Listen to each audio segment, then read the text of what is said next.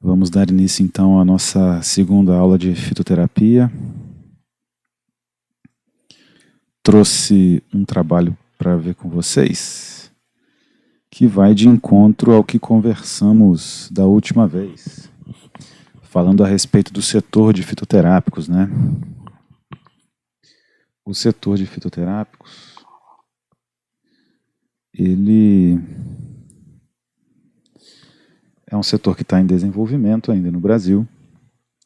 Na aula passada nós falamos de alguns aspectos relacionados ao desenvolvimento desse setor, coisas que ficaram mal resolvidas desde lá atrás na Eco 92 e que hoje vem nos trazendo problemas até hoje, né?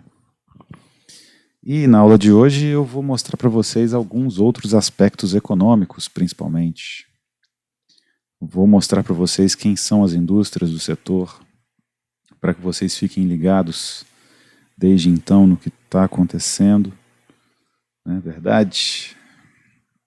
E conhecer essas indústrias é interessante, quem sabe isso não se torna uma oportunidade de estágio para vocês no futuro, e até mesmo para concorrer a essas vagas de estágio ou para direcionar o ensino que você terá a partir de agora até o final do curso. É interessante ter uma noção de como funciona o mercado, quem são as indústrias e decidir desde já, né, a área de atuação. Eu sei que vocês estão só no começo do curso, é difícil de decidir por agora, mas apresentar para vocês o máximo possível de informações é o nosso trabalho aqui enquanto professores, né? Então vamos lá. Mantive essa foto aí porque ela é emblemática.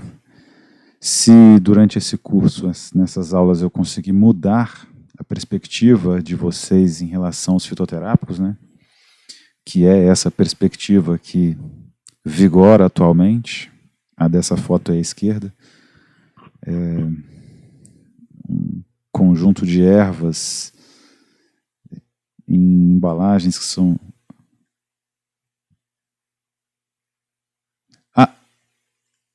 Ah, não tá? Ah, então, desculpa, agora vai. Comecei... Estava no primeiro slide ainda, ó. É aquele velho slide da aula passada, né? Mudar, então, essa perspectiva que existe, né, atualmente, que é essas ervas aí jogadas aí no meio de uma loja, sem preparo algum, sem saber de onde que esse material vegetal veio, de como foi plantado, apareceu? Para essa outra perspectiva aí, ó, as cápsulas e dentro das cápsulas um extrato vegetal padronizado. Então hoje nós vamos falar aí do mercado de fitoterápicos, vamos discutir um perfil dessas empresas, o perfil dos pesquisadores hoje, como é que está a pesquisa em desenvolvimento, quer dizer, como é que está não, como que esteve, né? E não mudou muita coisa de uns tempos para cá. Qual é a melhor oportunidade de mercado se você quiser entrar na área de fitoterápicos, se tiver alguma inclinação para isso, desde agora eu já vou te colocar aí com opções para ir pensando, e o que está faltando no Brasil e o que pode ser, pode mudar, né, daqui até o momento em que você estiver se formando em farmácia. Beleza? Então, antes de voltar para aquela legislação, a perspectiva é que mude o mercado, conforme há mais liberdade de atuação, as escolhas que as pessoas vão fazendo a respeito do setor de fitoterápicos deve mudar também e acompanhar essa maior liberdade de atuação dos farmacêuticos, das empresas, né?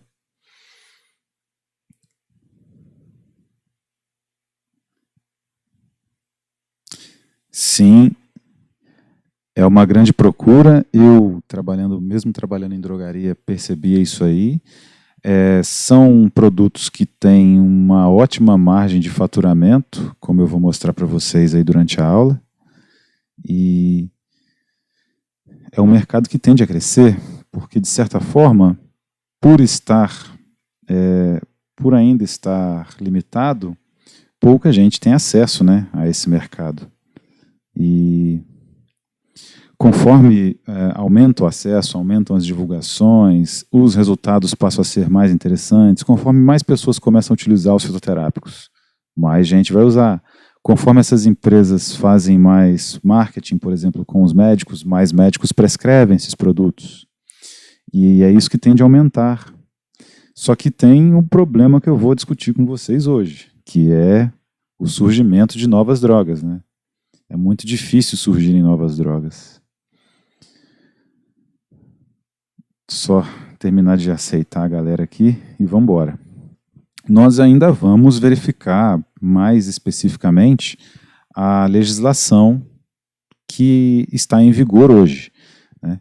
Mas antes disso, eu queria colocar essa etapa que falar um pouco, né, sobre o setor, a economia, porque só legislação acaba sendo meio maçante, né? Então essas aí são as 20 principais empresas da indústria de plantas medicinais e de fitoterápicos por número de registros, em 2009 e em 2015. Então eles analisaram, né, o número de registro de fitoterápicos no ano de 2009 e do ano de 2015 dessas 20 principais empresas. Então se hoje essa área te interessa, siga essas plantas lá no LinkedIn, siga o site dessas empresas, veja os produtos, né?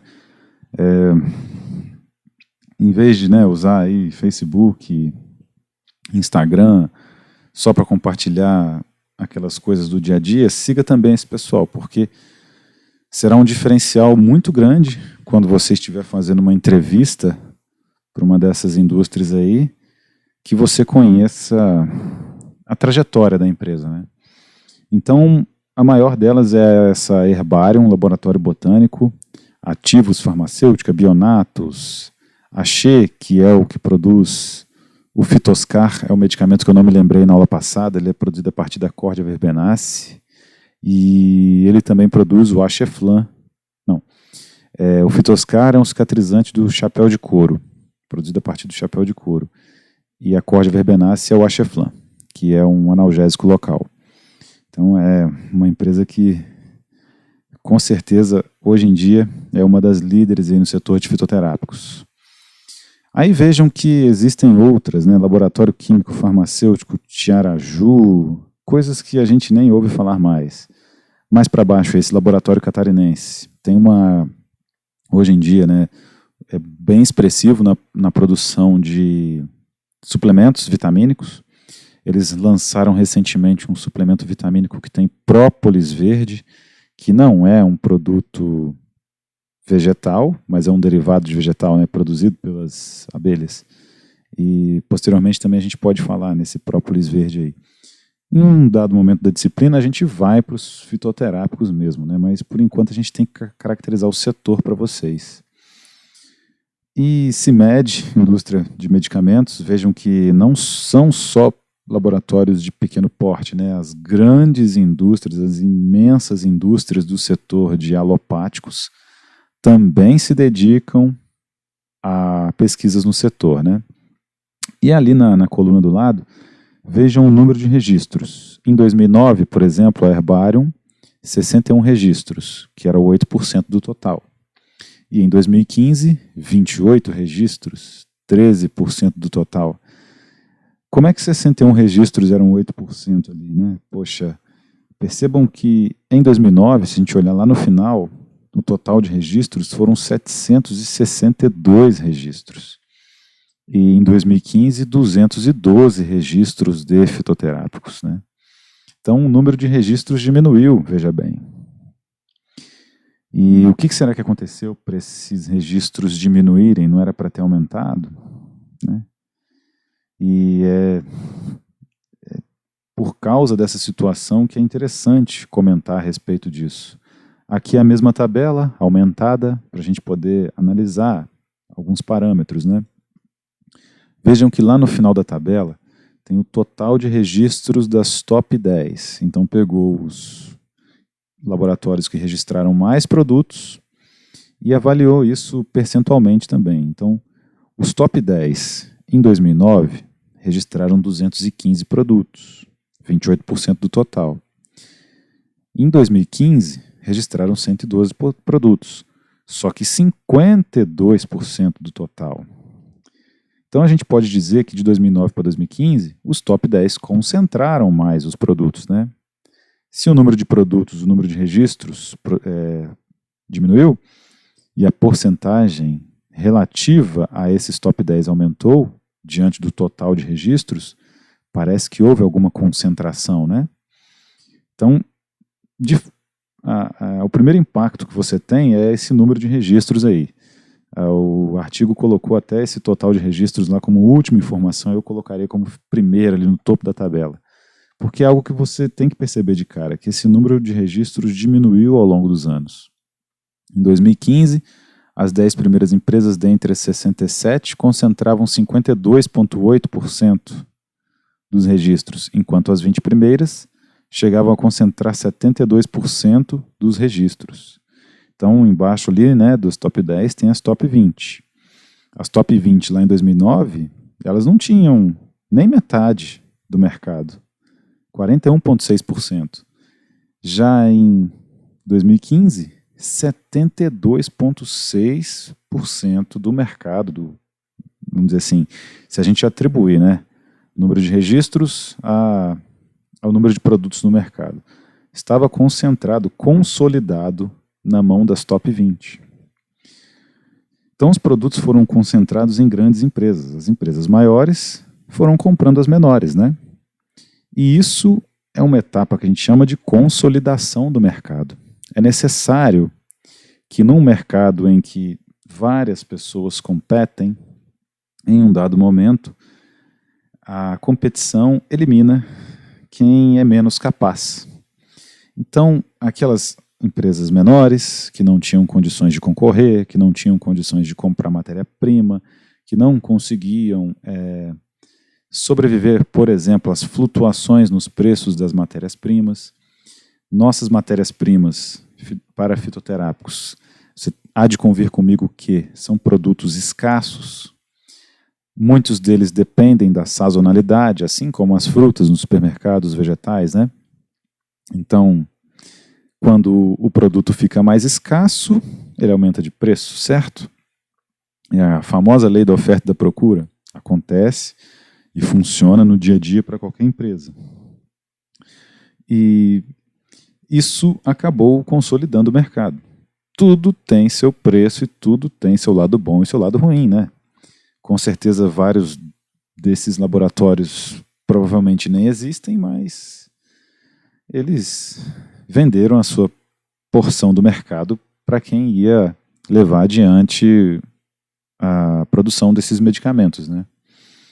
A Herbarium, como vocês veem ali, está lá no topo da lista, líder de registros, né, diminuiu seus registros de 2015 em comparação a 2009. Então, isso significa que ela parou de pesquisar. Só que, mesmo assim, é preciso que você tenha uma certa malícia para interpretar esses dados, né? A gente vai ver que a maioria dos produtos fitoterápicos brasileiros é laxante ou algo que melhora a digestão. Então isso não quer dizer também muita coisa. A maioria desses produtos registrados talvez esteja sendo pesquisado até hoje para um dia se tornar fitoterápico, né? Mas vamos em frente, ó. Aí eu coloquei para vocês as empresas que eram adquirentes, né? E as empresas adquiridas. Algumas delas estão lá, na tabela anterior, mas aqui vocês também vão perceber que, na verdade, a empresa pode até continuar com o mesmo nome do passado, só que ela foi adquirida por uma outra empresa de renome, que, na verdade, está atuando no setor indiretamente, né? Então essa é a relação de empresas adquirentes e adquiridas no período de 2009 a 2015. Então vamos lá, o Axê, o laboratório Axê, comprou a Asta Médica, Biosintética Farmacêutica e a Merck S.A. Vários produtos da Axê, principalmente alguns genéricos, vêm com a caixinha na mesma cor da Axê lá, você pode perceber isso na drogaria, se você já trabalha na drogaria, né, como eu trabalhei até semestre passado, vem com um laboratório biosintética. Não vem escrito Axê, mas é Axê. A Valean comprou aí a Bunker, Instituto Terapêutico Delta, Laboratório de Saúde comprou os outros laboratórios aí, Kinsu e Sanifé, Hipermarcas, Barrene, DM, Luper, Takeda comprou essa Multilab, Pfizer comprou a Vie, Laboratório Teuto brasileiro e por aí vai, né? A Novartis lá embaixo comprou a Sandoz do Brasil nessa época. E por mais que não tenha, por exemplo, o nome Novartis, existe alguma produção de fitoterápico pelo Novartis. Só que aí é o laboratório Sandoz que está fazendo. Entendeu? A origem do capital de 10 das 16 empresas adquirentes, então são essas que estão aí na coluna esquerda, era estrangeira. Então o setor farmacêutico brasileiro, vejam que as empresas brasileiras não têm tanta força, né, quanto as estrangeiras. Mas o nosso mercado é atraente, né, mostrando a atratividade desse mercado para as empresas multinacionais. Entre as de capital privado de origem nacional, que estão mostrando estratégia de crescimento nesse mercado, destacam seu laboratório Axê e a Hipermarcas, que adquiriram 3 empresas cada. Então, a Axê comprou a Asta Médica, Biosintética, Merck, e a Hipermarcas comprou Barrene, DM e Luper. 2/3 dessas empresas são produtoras finais. Então, a maior parte dessas empresas, né, não produz o fitoterápico desde o início. Ela compra a matéria-prima vegetal, a droga vegetal, ou já a tintura do vegetal, e aí sim transforma isso em fitoterápico. Então perceba que nem todas as empresas, nem a maior parte delas, não domina a cadeia completamente. E o que é que a maioria das empresas relata, então, como problemas? São os problemas com os fornecedores. Eu tentei procurar fornecedores, mas é muito difícil. Só quem tiver mesmo dentro do setor, por exemplo, de manipulação, ou quem for trabalhar ou conhecer alguém que trabalha no laboratório Axê, por exemplo, vai ter essa noção, porque é difícil encontrar essas informações a respeito das empresas, né? Quem é fornecedor delas. Mas esse é um relato de quem trabalha no setor como produtor, né, de fitoterápicos aí, produtor final. É difícil encontrar fornecedores. Tanto por entraves no processo burocrático de acesso ao patrimônio genético, agora que depois da primeira aula vocês já conhecem o que é isso aí, né? Acesso ao patrimônio genético é pegar a planta lá no mato. Então vamos dizer que aqui no meu bairro tem um terreno baldio, grande, com muitas Cordia verbenaceae. Eu consigo vender isso para o laboratório Axê? Existe uma série de entraves econômicos, entraves burocráticos que me impedem de fazer isso. E isso aí desencoraja até o produtor. Mas mais para frente a gente vai ver também esse setor de produção. Eu só quero que você fique ligado nisso. Esse é um ponto-chave do mercado que ainda pode ser explorado por nós, né? Então, a ausência também de agricultores qualificados é um ponto fraco aí do setor de fitoterápicos brasileiro. Para fazer plantações que mantenham a qualidade das plantas, o não uso de agrotóxicos, colheita na época adequada e etc. Por que isso é importante? O não uso de agrotóxicos eu nem digo tão importante, o autor do trabalho colocou isso, né? Mas os defensivos agrícolas, ninguém quer gastar defensivos agrícolas, isso aí é um argumento falacioso das pessoas, porque pensa bem, poxa, é muito caro usar um defensivo agrícola, nenhum produtor agrícola quer gastar esse dinheiro, meus amigos. Então, ficar falando que é culpa do agricultor o uso de agrotóxicos, não é. Ele também não quer usar, só que não tem jeito. Mas, enfim, A colheita na época adequada é o que interessa para nós, porque as plantas, de acordo com a variações de temperatura, variações de umidade, por exemplo, elas passam a produzir certas rotas biosintéticas que estão relacionadas com os princípios ativos que nós buscamos nos extratos. Então, por exemplo, você já passou no meio de um eucaliptal, né? Um lugar onde tem eucaliptos. Vocês, não sei se vocês têm mais ou menos a mesma idade que eu sou um pouquinho mais velho, mas vocês lembram que no retão de Resende tinha um monte de árvore lá, né? Tinha uns eucaliptos lá no meio. Quando chovia e você passava ali, você sentia aquele cheiro de eucalipto. Quando chove, o aumento da umidade, tanto no solo quanto no ar, faz com que as plantas produzam mais compostos aromáticos. Então, sentir esse cheirinho aí de eucaliptol no ar, que é o cheirinho do eucalipto, quando chove, é por conta disso. A planta passa a produzir mais óleos essenciais nessa época do ano. Então, para colher plantas medicinais e para estimular que haja mais princípio ativo ali, para que eu consiga produzir fitoterápicos com melhor qualidade, eu preciso colher isso na época certa. E não é todo mundo que tem esse conhecimento. E não é uma área de atuação do farmacêutico ainda. Pode ser que seja, né? Então vamos ficar atentos a isso aí nos próximos anos. Então, qual é o perfil das empresas que estão no setor, né? Faturamento. A maior parte das empresas, 69%, está na faixa acima de 10 milhões de faturamento, sendo 7 acima de 50 milhões de faturamento. Algum fitoterápico elas estão produzindo. Só que não é com fitoterápico que elas estão ganhando todo esse dinheiro, tá? É importante destacar que somente em 2 empresas o percentual de fitoterápicos, o percentual que os fitoterápicos representam é superior a 5%. Então vejam que, por mais que haja um faturamento astronômico, o percentual de fitoterápicos que participa disso é muito baixo. Ou seja, a maioria das empresas entrevistadas não tem o seu core business em fitoterápicos, o que parece ser a regra neste mercado.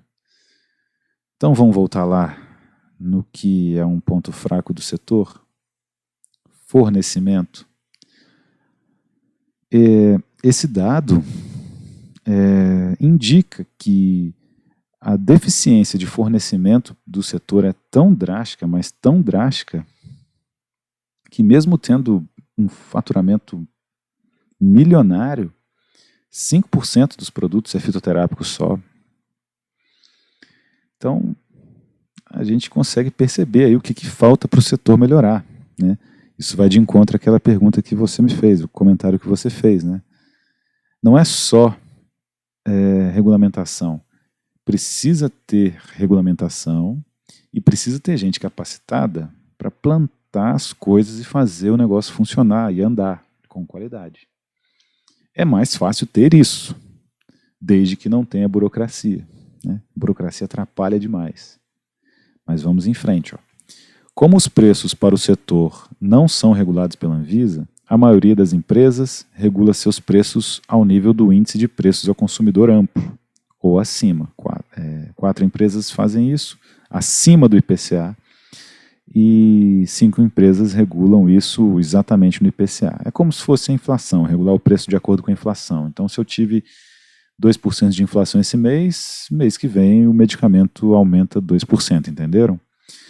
Vocês, quem trabalha já em drogaria, sabe que a gente sempre dá um preço. A gente faz o depor, né, para melhorar a qualidade das nossas vendas. Então, existe um preço máximo ao consumidor, o PMC, para os medicamentos normais, que a gente está acostumado a tratar. E existe o preço de mercado. Então, a gente sempre fala o D por D, R$ 75,90 por R$ 65,50, por exemplo. E nisso você já informa o seu cliente que ele está tendo um desconto, né, no produto. No setor, de fitoterápicos, não existe essa regulação, meus amigos. Então, quem for comprar o fitoterápico geralmente vai pagar bem caro. Só que a pressão que existe hoje em dia para se ter uma vida saudável, uma vida livre de parabenos, né? Tem até creme sem parabeno, por aí vai, é muito grande. Então, assim como o trânsito de Resende mudou, né, e confluiu para o mesmo ponto, todos os caminhos estão levando os clientes a adotarem os fitoterápicos como terapia também. Então ele está navegando na internet, ele vê o anúncio lá de uma vitamina interessante para ele tomar. Ele está vendo os programas diários, ele percebe que tem alguém falando sobre ter uma vida mais saudável.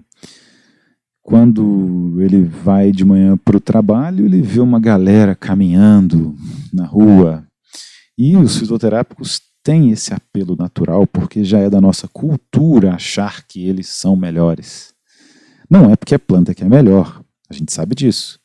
Mas a população acha que é assim. Então, o trabalho de marketing do fitoterápico já está pronto. Basta conquistar esse mercado. A gente sabe que tem espaço para crescer. Só que alguém tem que plantar esses vegetais e fazer dar certo, né? Uma empresa, contudo, busca seguir o índice de reajuste oficial para os produtos alopáticos. Então, tem empresa também que segue o índice de reajuste para os alopáticos aí, para não perder competitividade, né? A maior parte das empresas não exporta, 10 empresas lá, e as outras o fazem num percentual igual ou menor a 20% da produção total. É o caso que eu comentei com vocês do Axeflan, do Fitoscar. Esses aí são vendidos muito mais, inclusive, no exterior do que no Brasil. Porque lá esse produto é bem mais barato, né? As pessoas vão comprar em euro, por exemplo, e também existe uma pressão maior para a utilização desses produtos na Europa. O mercado interno consiste no principal destino da produção de fitoterápicos, sobretudo o mercado privado. Nós entraremos também nessa análise que faremos do setor aí ao longo do semestre, numa das políticas públicas aí, a Política Nacional de Estímulo ao Uso de Fitoterápicos do Sistema Único de Saúde. E eu vi esse negócio nascer quando eu estava na graduação e até hoje eu não vi no que isso deu. Nunca vi nenhum resultado disso aí. E vai ser interessante fazer essa análise com vocês, né? De fato, nenhuma empresa entrevistada declarou ser fornecedora do SUS, ainda que haja essa política nacional de estímulo ao uso de fitoterápicos no Sistema Único de Saúde. Nós vamos destrinchar essa política nacional, vocês vão ver que maravilha que é, como foi bem escrito, como é interessante, como é maravilhoso no papel. Na prática, nada aconteceu. Eu também fui contra, né, lá atrás, na mudança curricular que o curso de farmácia teve, por exemplo. Nessa mudança que aconteceu lá para 2003 afora, entraram diversas disciplinas do SUS, né?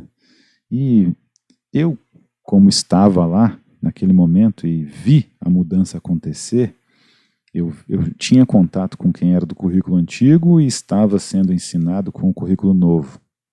A quantidade de matérias de química orgânica, de bioquímica, diminuiu bastante para entrar disciplinas voltadas para o SUS, porque isso era uma necessidade do país, porque o governo decidiu, porque sei lá quem quis colocar isso lá. E aí, qual farmacêutico trabalha no SUS? A Prefeitura de Resende fez concurso aqui para a área de farmácia, né, dos postos de saúde e tal. Não para contratar farmacêutico, mas para contratar técnico em farmácia. Se não me engano, era R$ 958, era menos que um salário mínimo, o salário base. A gente sabe que depois, no cargo público, isso melhora. Mas, poxa, dá até desgosto. Então o SUS não vai contratar a gente. E o SUS também não vai dar fitoterápico para a população, tá? Mas a gente vai destrinchar esses pontos aí caso a caso. Sobre a área de atuação dos pesquisadores, né? Perfil dos pesquisadores. Em um total de 11 respondentes que o o grupo que fez esse artigo aí, entrevistou, 70% atuavam em etnobotânica ou em fitoquímica. E os restantes em farmacologia e química sintética. Então eu coloquei a foto desse neném aí, porque eu também estive em grupos de pesquisa que atuavam aí com etnobotânica e fitoquímica. Eu estava lá. E isso é um atestado da nossa incompetência. Por exemplo, vou dar um exemplo mais interessante para vocês. O Brasil produz muita cana-de-açúcar e muito álcool, né? Na década de 70, por aí, teve o programa Pro Álcool. Aquela universidade que tem aqui em Lorena, saindo aí de Barra Mansa, passando aqui em Resende, indo para São Paulo, tem uma USP ali agora. Ela se chamava FAENQ, Faculdade de Engenharia Química de Lorena. Ela foi construída na época do Pro Álcool, porque a produção de cana-de-açúcar em São Paulo era muito grande.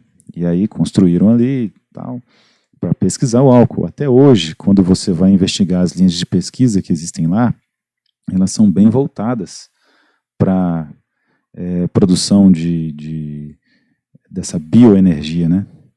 Então tem gente que pesquisa bagaço de cana lá, que é o etanol de segunda geração, né? Que é produzido a partir do bagaço da cana e por aí vai. Ter carro flex no Brasil é um sinal da nossa incompetência. Era para ser tudo a álcool. Era para ter uma fábrica de automóveis brasileira, a Gurgel, por exemplo, com carros 100% álcool. Para que ter gasolina? Para que usar gasolina se a gente já produz álcool, né? E pesquisar etnobotânica e fitoquímica é mais um sinal da nossa incompetência, porque o que adianta você ter lá a etnobotânica e a fitoquímica de 700 plantas e não ter nenhum fitoterápico, né? E essa é a regra dentro do setor. Eu fico feliz de estar trabalhando numa instituição privada, porque lá na instituição pública tem muitos professores que, a partir do momento que ele passa do estágio probatório, ele não trabalha mais. Então, se ele trabalhar hoje menos do que ontem, tudo bem, ele vai ganhar o mesmo salário mesmo. E isso não é um mal do funcionário público, não. Mas é o mal de vários professores que eu tive. Eu também tive professores excelentes lá. Infelizmente, eles não estavam na área de fitoterápicos, né? Mas acontece. Acontece dentro do sistema público em todas as universidades brasileiras, esse tipo de conduta por parte de alguns professores. Então, esses caras pegam o dinheiro público, fazem seus projetos, esses projetos são aprovados, eles vão lá e estudam a etnobotânica das plantas, a fitoquímica, que são ensaios iniciais. Vamos dizer assim, se você começa a trabalhar com uma planta do cerrado, por exemplo, ela já é utilizada no Brasil. Eu não preciso ir para a etnobotânica ou para a fitoquímica dela. Vamos para o teste já de uma vez? Só que não tem como fazer esse teste. Não tem coisas no laboratório para você fazer esse teste. Os recursos são limitados. As pessoas não se juntam para fazer as coisas e fazer as coisas funcionarem.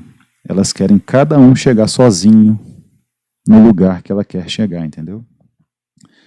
E é por isso que nada anda. E essa é uma grande limitação do setor.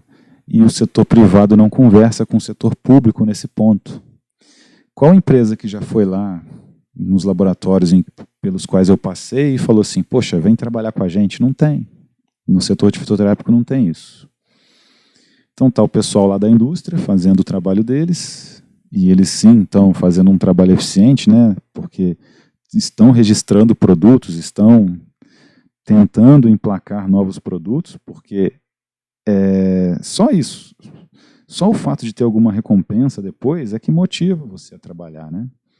E está o pessoal da pesquisa lá, financiada com o dinheiro dos impostos. Eu fui um desses financiados, só que você não pode sugerir um trabalho, né? Você tem que fazer o que o pessoal está fazendo. Correndo lá na direção quase que oposta. Trabalhando com etnobotânica, com fitoquímica. Raríssimos são os pesquisadores que trabalham com farmacologia. E química sintética tem vários, né? Vários programas de pós-graduação aí trabalham com química sintética. E quando você vai num congresso que reúne essa galera toda aí para apresentar os trabalhos, né? Invariavelmente vocês terão essa oportunidade também, conforme o Covid passe e permita, né, que nós possamos nos encontrar novamente, de irmos a um congresso, né? E lá você vê aqueles trabalhos expostos, né? Tudo é etnobotânico ou fitoquímica. Não tem ninguém que está fazendo parte de um teste clínico de fase 1, fase 2 ou fase 3 com fitoterápico. É muito caro. Precisava de juntar, por exemplo, umas 10 universidades para fazer um. Mas é cada um por si. Dentre as empresas, então, que foram entrevistadas nesse trabalho que eu estou apresentando para vocês aí, 94,4% declarou realizar atividades de pesquisa e desenvolvimento, e um pouco mais da metade utiliza a biodiversidade brasileira. Então vejam que mesmo dentro das empresas que trabalham com pesquisa e desenvolvimento, só metade, um pouco mais da metade, são produtos brasileiros. Por quê? Por causa do raio da legislação. Então é melhor essa empresa pesquisar coisas que nem brasileiras são, por mais que ela esteja no Brasil, mesmo que seja de capital privado, né? Ela está aqui, mas ela não pesquisa a planta daqui. Ela pesquisa a planta de outro país, sei lá, do Chile, do Peru, do México, em vez de pesquisar as nossas, por causa da burocracia. Para sua realização, 5 empresas fazem uso do patrimônio genético da biodiversidade, 3 somente acesso e 2 fazem coleta. Então, quem trabalha com planta brasileira, 5 empresas fazem uso do patrimônio genético da biodiversidade, 3 somente estavam fazendo acesso, ou seja, elas estavam pesquisando, e 2 estavam fazendo a coleta ainda para pesquisar depois. Então vejam que fazendo o uso mesmo do patrimônio genético, só 5 empresas, de todas aquelas top 20 lá que eu mostrei para vocês. A maior parte das empresas entrevistadas faz uso de proteção intelectual de novos processos e produtos. Viram por que aquela legislação inicial lá não deu certo?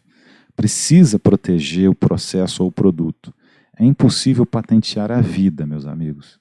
Então você não consegue patentear, por exemplo, o oxigênio. O oxigênio está aí, a natureza deu. Você não consegue patentear, por exemplo, um hormônio, a insulina. Está aí, a natureza deu. Mas e o processo de produção da insulina por biotecnologia, utilizando a inserção do código genético, né, que está lá na célula beta pancreática, numa bactéria, que é a Escherichia coli. E a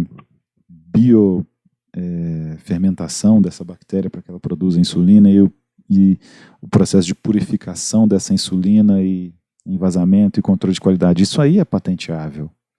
A mesma coisa acontece com as plantas. Precisa ter essa possibilidade de patenteamento para o setor andar, senão não vai. Então, essas empresas só começaram a desenvolver isso depois que a lei mudou e permitiu que esses processos e produtos fossem patenteados. Então não dá para patentear a insulina. Só que eu patentei um produto lá que tem insulina. E eu patentei o processo de produção daquela insulina. Por exemplo, 9 empresas afirmam ter depositado pelo menos um pedido de patente entre 2003 e 2013. A grande maioria de titularidade da própria empresa. Então, veja que o setor de pesquisa está andando no sentido contrário do da indústria. Isso pode ser evidenciado justamente por quê? Porque a maioria de patentes é de propriedade das empresas, não é das universidades, né? Então as universidades não estão cumprindo o papel de pesquisar de forma eficiente para gerar produtos. Estão engatinhando ainda, né? A foto daquele bebê que eu coloquei para vocês. Outra coisa aí, diversos problemas com a Anvisa, o CEGEM, que eu mostrei para vocês, né, na aula passada, e o Instituto Nacional de Propriedade Intelectual foram citados para a realização das atividades de pesquisa e desenvolvimento. Então, como se não bastasse a legislação, o CEGEM é muito difícil patentear um produto aqui no Brasil. Vocês se lembram daquela questão do cupulate, né, ou patentearam o cupulate ou o cupuaçu, creme de cupuaçu lá no Japão, ou açaí lá no Japão, um negócio assim. É triste a situação. É mais um entrave para o desenvolvimento do setor, porque esse setor de fitoterápicos precisa de patentes para funcionar. Não tem outro jeito. E se nem o Instituto Nacional de Propriedade Intelectual funciona, aí já era. Mas, com certeza, está melhorando, tá? Não desanimem. A situação é muito melhor para vocês do que para mim, no futuro. Em relação às atividades de pesquisa e desenvolvimento das ICTs aí, que é Institutos de Ciência e Tecnologia, né? 63,6% atuava na área de coleta da biodiversidade ou acesso ao patrimônio genético da biodiversidade, enquanto 45%, apesar de não coletarem material genético, também declararam fazer uso do patrimônio genético. Então, pesquisa e desenvolvimento, mais da metade é coleta e acesso. 45% só estavam fazendo uso do negócio, o uso dos extratos, né, para pesquisa. Surpreendentemente, o autor do trabalho coloca isso, né? 27% não teve interação com o CEGEM. Isso não é surpresa nenhuma. A burocracia é tão grande que as pessoas acham as plantas, vão aos herbários, identificam as plantas, começam a pesquisar sem nem saber que o CEGEM existe. Porque é assim o normal. Depois é que deu algum resultado no extrato, aí que vai buscar outro serviço hercúleo, né, que é adequar isso com a legislação. Apesar da maioria das pesquisas dos grupos serem aplicadas, apenas 2 pesquisadores apontaram classes terapêuticas específicas na consecução dos seus trabalhos: leishmania e malária. Então, as pesquisas são aplicadas, mas é muito difícil você saber para que aquela planta vai servir. Então, beleza, esse pessoal está estudando a planta para leishmania e malária, mas pode ser que não dê certo para essas doenças, vai ter que trocar de doença, né, tal, para testar. Isso não é uma informação tão relevante do trabalho assim, mas eu quis colocar só para comentar com vocês. O relacionamento com os fornecedores, a gente pode perceber que é a melhor oportunidade de mercado que existe nesse setor.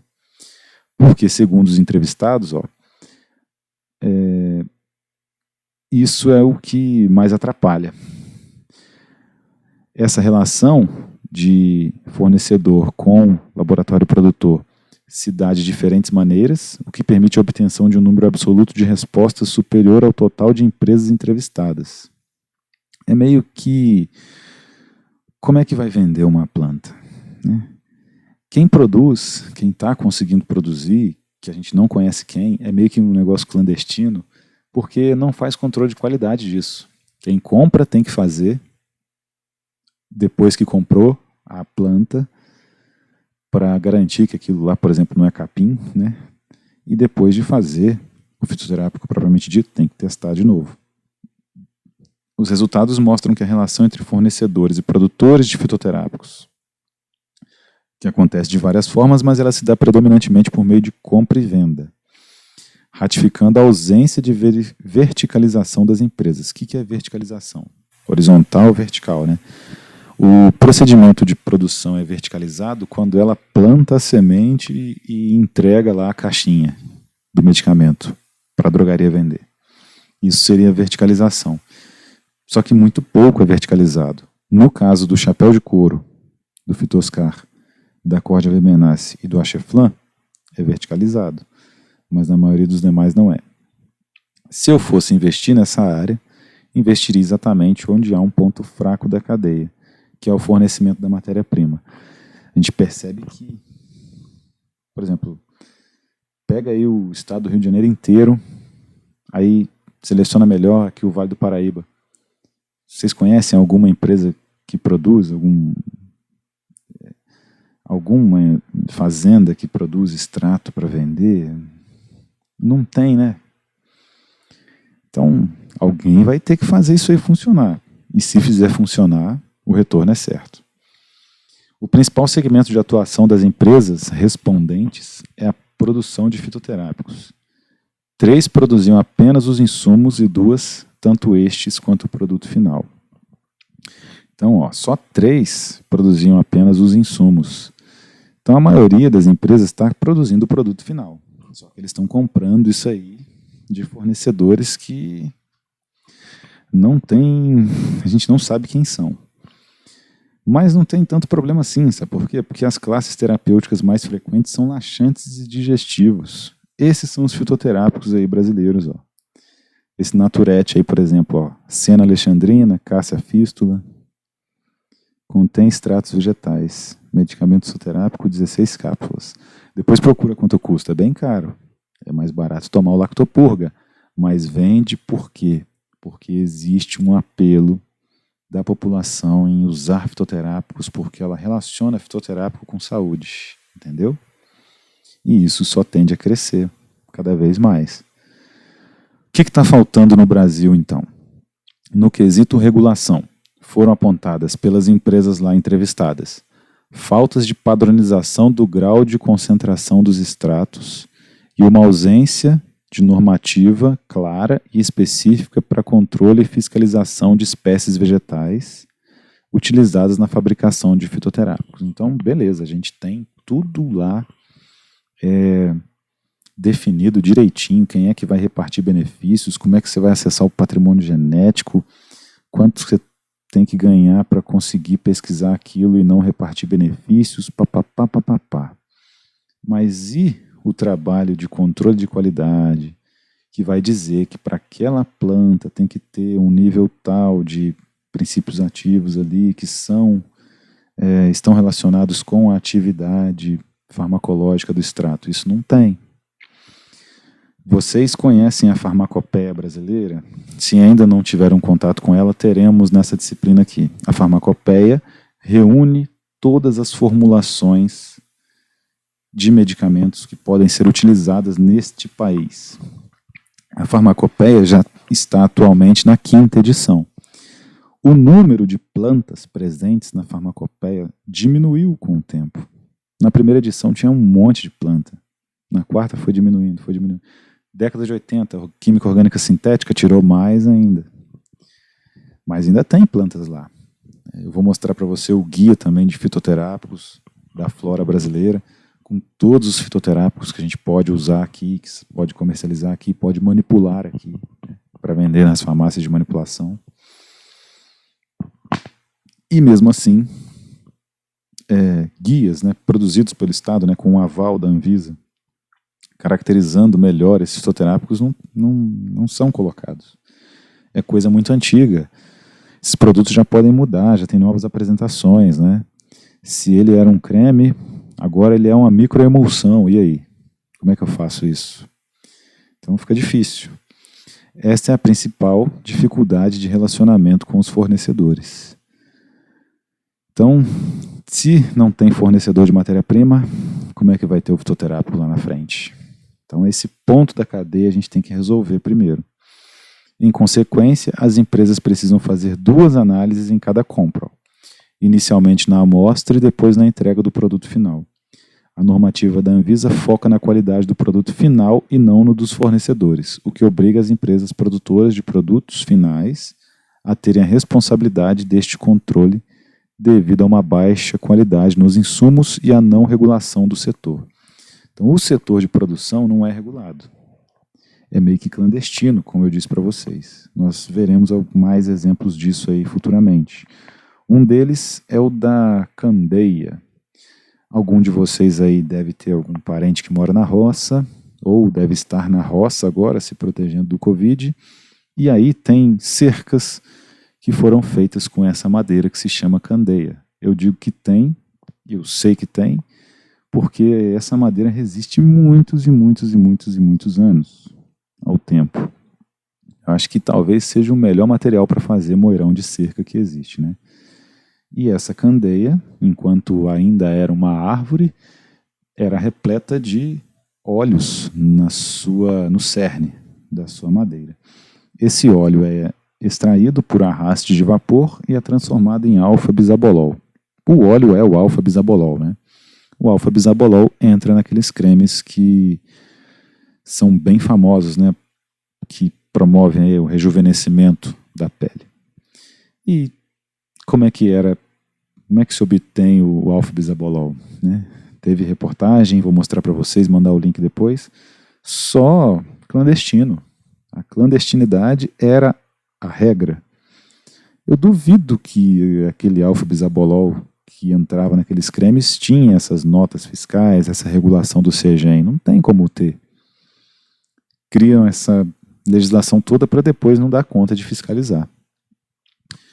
Uma das empresas entrevistadas aí também, inclusive, afirmou que o principal entrave para desenvolver os fitoterápicos a partir da biodiversidade brasileira é a burocracia para estabelecimento de convênios nas parcerias com instituições públicas. É o que eu disse para vocês. A instituição pública que está lá usando o dinheiro dos impostos, que tinha que usar isso com responsabilidade, né? Contribuir com o setor, não contribui com o setor, não está nem aí. Vai fazendo as pesquisas dela lá, da cabeça deles mesmo, enquanto o setor privado está muito mais direcionado para o que é necessário para o público e está acessível ao público, né? O que vai se tornar produto mais rápido e mais facilmente. E aí, como não tem essa parceria, fica cada um para o seu lado. Já entre as instituições de ciência e tecnologia, a principal reclamação é o financiamento dos núcleos de inovação e tecnologia, que não estão preparados para atender suas demandas de redação das patentes e de comercialização das mesmas. Então, se você for ver lá a Anvisa, CEGEM e INPI, que é o Instituto Nacional de Propriedade Intelectual, eles não são ágeis a ponto de fazer as coisas andarem, entendeu? Então, é muito complicado. Lá em Viçosa, enquanto eu estava lá, acompanhei um cara que era mecânico e ele, uma vez, falaram para ele passar urucum no machucado. Ele passou e sarou o machucado. Ele perdeu o casamento, a casa, o carro para patentear a pomada dele de urucum. Patenteou. Isso demorou 16 anos. Ele conseguiu a patente, deu entrevista lá, né, palestra para nós, mas ele perdeu tudo para conseguir. Agora talvez já tenha recuperado tudo novamente, mas vejam que correria que é. Então essa falta de agilidade também atravanca o setor. Mas é isso aí, meus amigos. Em relação à lei, que é a lei que nos rege no momento, todas as empresas que usam a biodiversidade em suas atividades de pesquisa e desenvolvimento ou como fonte de matérias-primas possuem perspectivas positivas quanto ao seu funcionamento após a sua regulamentação. Então, depois que aquela lei entrou em vigor, todo mundo que era do setor de fitoterápicos passou a agir com positividade. Mas uma das empresas teme uma maior facilidade do acesso estrangeiro ao patrimônio genético nacional. Veja que o autor colocou isso como um medo, né? Eu, na verdade, acho é bom, porque isso aí é oportunidade de emprego para nós. Se uma empresa estrangeira vier para Resende, por exemplo, ou para Manaus, para pesquisar as espécies lá, vão contratar um de nós para ir para lá. Porque, tudo bem que em Manaus tem faculdade de farmácia lá, mas não deve ter tanto farmacêutico assim, certo? Então, venha quem vier, o produto vai ser produzido e vai ser vendido aí para quem quiser comprar, utilizando a nossa mão de obra. A regulamentação da lei foi promulgada em 11 de maio de 2016 por esse decreto aí. E aí a gente volta na lei aí nas próximas aulas. Em relação ao mercado, aos quais se destinam os produtos fitoterápicos, poucas empresas exportam e nenhuma das entrevistadas declarou ser fornecedora do SUS. Então, a gente vai pegar essa malandragem aí que fizeram, ainda que haja uma política nacional de estímulo, né, ao seu uso no sistema, nenhum, sei lá, como é que chama isso, mantenedor do SUS, nenhum regulador do SUS ou participante do SUS compra fitoterápico para a população lá. Não tem. Foi uma mentirinha e a gente caiu nela. E em breve a gente então vai analisar essa política nacional de fitoterápicos aí, que é quem criou essa mentirinha aí no SUS. Só funciona em pouquíssimos lugares. Não vou também dizer que não funciona. mas é muito limitada. Não vai ser a nível Brasil. Beleza? Estou disponível aí para as perguntas aí. Podem mandar ver, meus amigos. Um de cada vez, claro. Chat também. Podem falar. Fiquem à vontade.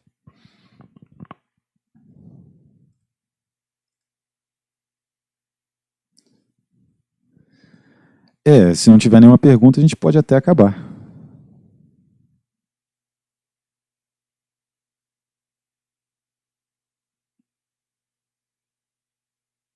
Caloba. Já ouvi falar desse caloba aí.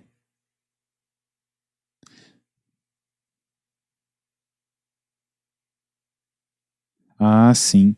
Ele é cápsula, não é? Eu acho que é cápsula. Então é creme, não é?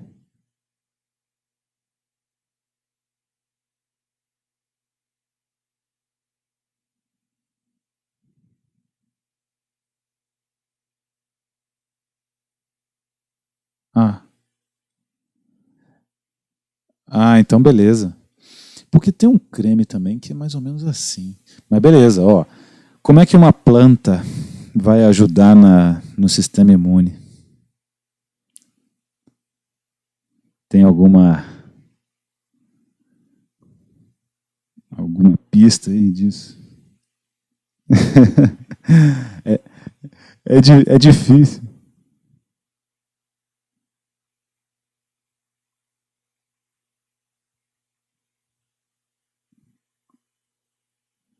Pois é. A gente vai ver, quando estivermos analisando a legislação, que existe também uma diferença entre fitoterápico e produto tradicional fitoterápico. E aí, igual você está me dizendo, o fitoterápico simples, né, que são coisas que não estão na legislação também. Muitas vezes isso aí nem é um fitoterápico.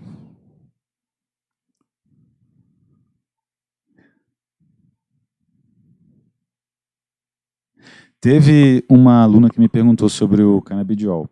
Eu estou orientando um TCC que vai falar do uso dos canabidióis aí no autismo. Então, a gente está fazendo a revisão da literatura, eu vou apresentar esses dados para ela melhor posteriormente. Mas o fitoterápico, a gente tem que ter essa noção. E é interessante lembrar daquela foto lá que eu postei para vocês lá no começo, né? Não é a planta, é o princípio ativo dela. Então, se eu isolo aquele princípio ativo ou se eu sintetizo aquele princípio ativo, é a mesma coisa que o fitoterápico. Então,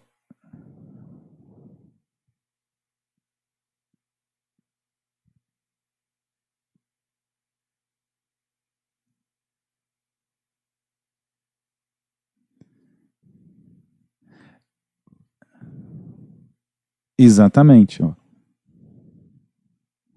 Não importa se ele foi extraído da planta ou se ele foi sintetizado. Ele não vai vir como fitoterápico, ele vai vir como um alopático. E tal. Vai vir como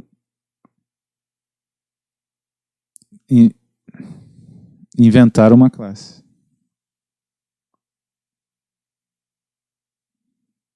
Isso. Isso já é uma regulamentação da Anvisa aqui no Brasil em relação a ele. Porque lá nos Estados Unidos, por exemplo, não é assim. Ele é venda livre, inclusive. Vem com o nome comercial. A gente tem internamente o receptor canabinoide. É o endocannabinoide. Nós produzimos canabinoides, né? É o que é endocannabinoide. E tem o canabinoide, que é esse que está na planta e não está só na cannabis sativa, não. Tem outras plantas também. Mas por causa dessa grande associação, né, esse preconceito que existe contra a planta, está acontecendo dessa forma aqui no Brasil. Mas é a vida, fazer o quê? Mas vai chegar, já chegou, já tem previsão legal e vai ajudar aí os nossos pacientes aí. Quem tiver Parkinson, quem tiver aí o autismo.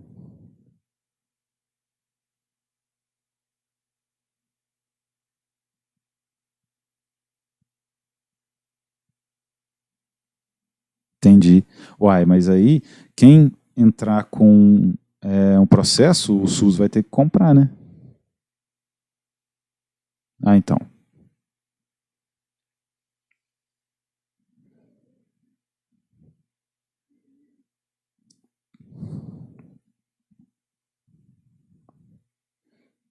Exatamente. Tem farmácias que têm empresas terceirizadas que trabalham com esses produtos aí sob encomenda.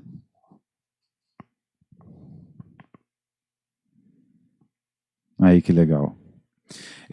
A produção desses medicamentos é uma ótima oportunidade de emprego para quem formar agora.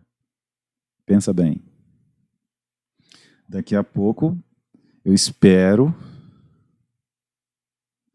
Mas clandestina, né? Não está produzindo. Ganhou na justiça.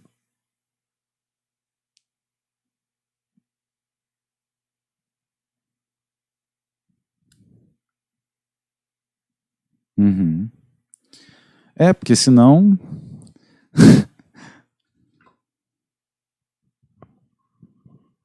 Uhum.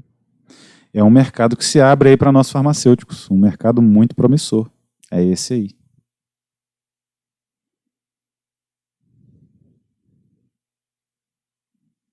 Beleza. Qualquer coisa, pessoal, só me mandar mensagem aí no zap aí também. Eu estou à disposição de vocês aí sempre que precisarem. De nada.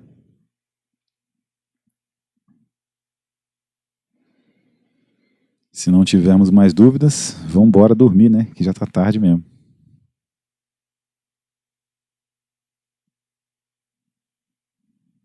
Boa noite, então, meus amigos. Falou. Boa noite. Tchau.